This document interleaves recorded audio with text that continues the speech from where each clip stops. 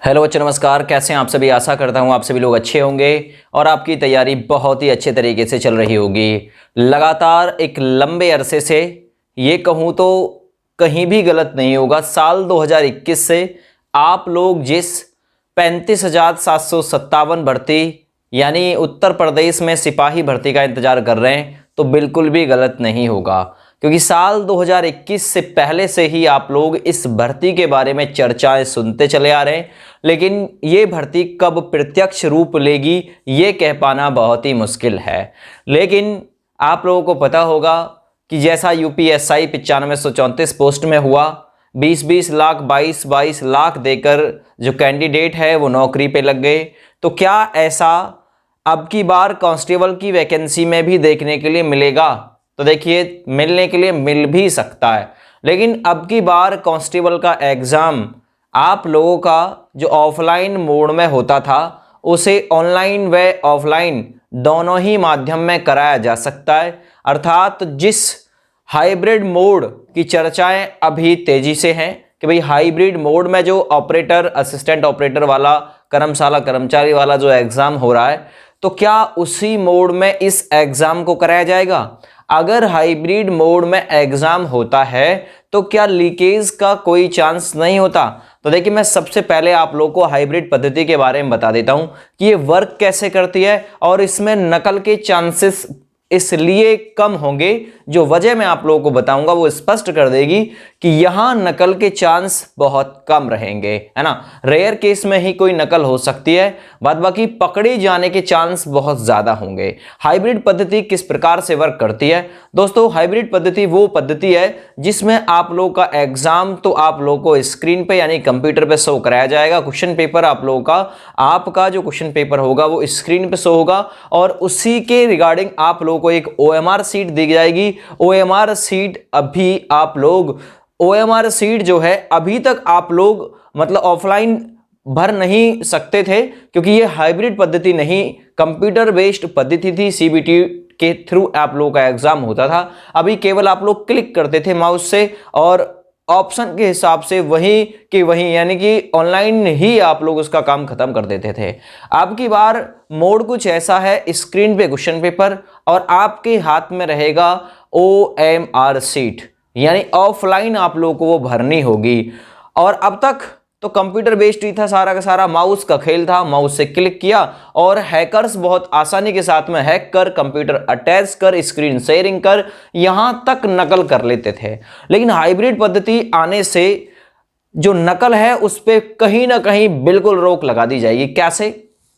चलो, आपने पेपर बाहर से बैठे बैठे स्क्रीन आप लोगों ने हैक कर ली, शेयर कर ली, आप लोगों ने क्वेश्चन पेपर अपनी स्क्रीन पे मंगा लिया, लेकिन ओएमआर सीट कहां से लाओगे?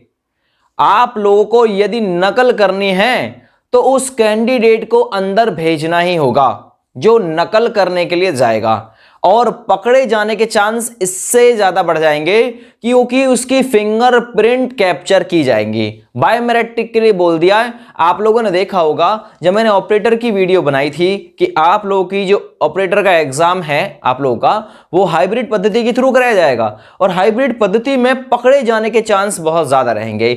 आप लोग अभी तक हैक कर लेते थे कंप्यूटर को, आप लोग क्यों, जो हैकर्स थे उनके लिए बोल रहा हूं मैं, हैकर्स हैक कर लेते थे उनको, है ना, और बाहर से ही स्क्रीन शेयरिंग या मतलब लैपटॉप की वो पिन वगैरह मतलब एक दूसरे की फंसा के पता ना कैसे कैसे जुगाड़ से नकल कर लेते थे अभी तक। लेकिन अब आप लोग ऐसे कर लोगे तो वहां आप लोगों का ऑप्शन वो तो दिखाई देगा ही नहीं, है ना, जिसमें आप लोग क्लिक करोगे, अपना आंसर भेजोगे।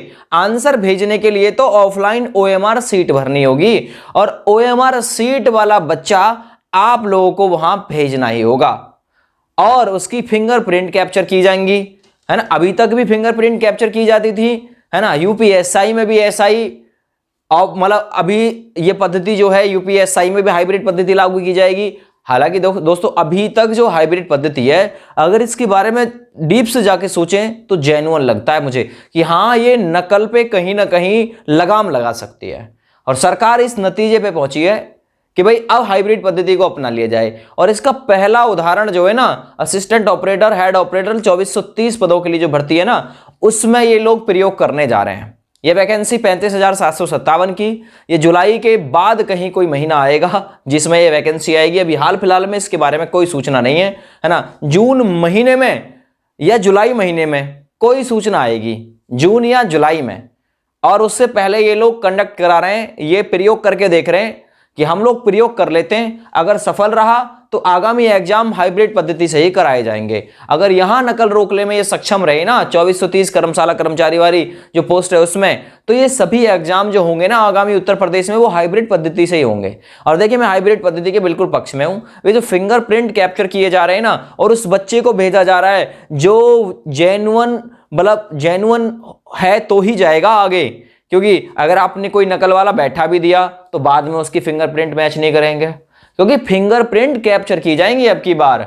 और फिंगरप्रिंट ये कहीं ना कहीं नकल पे लगाम लगाने में कामयाब रहेगा। अभी तक होता क्या था, ऑफलाइन भी जो पेपर होता था उसमें फिंगरप्रिंट आप लोगों के लिए ही नहीं जाते थे, ज्यादा से ज्यादा लेफ्ट हैंड थंब या राइट हैंड का थंब ले लिया जाता था, है ना। तो अभी तक भाई देखो बाद में उसका मिलान कैसे करोगे, है ना। तो अब जो ये प्रयोग करने जा रहे हैं, अगर ये सफल रहा तो आगामी एग्जाम इसी मोड में होंगे, हाइब्रिड मोड में ही।